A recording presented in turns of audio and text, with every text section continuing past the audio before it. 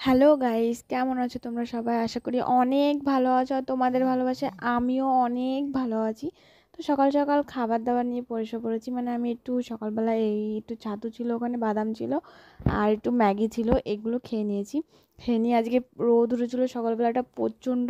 তো যত এই যে এই শোকেসের এই জামা কাপড়গুলো দেখছো, এগুলো সব বাইরে রোদে দিয়েছিলাম। তারপর এগুলো তুলে নিয়ে এসে একবারে শোকেসে গুছিয়ে রেখে দিয়েছি। এই শাড়ি টাড়ি সব রোদে দিয়েছিলাম, এই কদিন বৃষ্টি হয়েছে তার জন্য। এখনও ওই নিচের থাকটা একটু ফাঁকা রয়েছে, ওখানে কতগুলো সায়া ঢোকানো বাকি আছে, ব্লাউজ রাখা বাকি আছে। তো এগুলো সব রেখে এদিকে দেখি বৃষ্টিও চলে এসেছে। দেখুন কি পরিমাণে ঝড় বৃষ্টি হচ্ছে। মানে ওই গাছটা দেখুন কিভাবে বেঁকে যাবে, এখানে তো একটা গাছ ভেঙেও গেছে।